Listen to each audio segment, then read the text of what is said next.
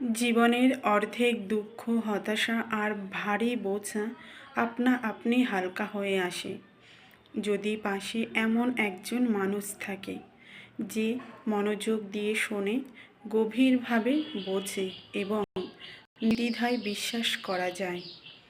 মানুষ আসলে খুব বেশি কিছু চায় না, সে শুধু চায় তার না বলা কথাগুলো কেউ অনুভব করুক। টাকা পয়সা ধনসম্পদ বিলাস দিতে পারে, সুবিধা দিতে পারে, কিন্তু শান্তি দিতে পারে না। আশেপাশের মানুষগুলো যদি টক্সিক হয়, যদি প্রতিটা হাসির আড়ালে অবজ্ঞা আর স্বার্থ লুকিয়ে থাকে, তবে সব অর্জনই একদিন অর্থহীন হয়ে যায়। তখন বোঝা যায় জীবনের আসল সম্পদ মানুষই, সঠিক মানুষ। জীবনের সমীকরণ আসলে এতটা জটিল নয়, জীবন সহজেই থাকে। জটিলতা আসে তখনই যখন ভুল মানুষকে আপন করে নিই।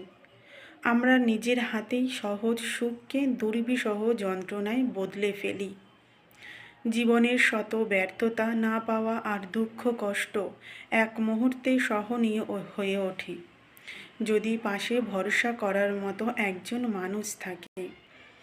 10 জন ভুল মানুষের ভিড়ে যদি একজনও সঠিক মানুষ পাওয়া যায়, তবে জীবনটা আলাদা ছন্দে চলতে শুরু করে। মানুষ ভালোবাসার পেছনে ছুটে সুখ খোঁজে, কিন্তু বারবার যখন ভালোবাসার নামে কেবল আঘাতেই জোটে, তখন সে ক্লান্ত হয়ে যায়।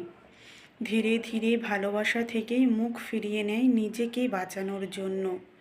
দুঃখ কষ্ট ব্যর্থতা এসব জীবনের অবিচ্ছেদ্য অংশ, কিন্তু সেই কঠিন সময়ে যদি কারোর চোখের দিকে তাকিয়ে নিজের ভিতরে আবার শক্তি ফিরে পাওয়া যায়, তবে তার চেয়ে বড় আশ্রয় আর কিছু হয় না।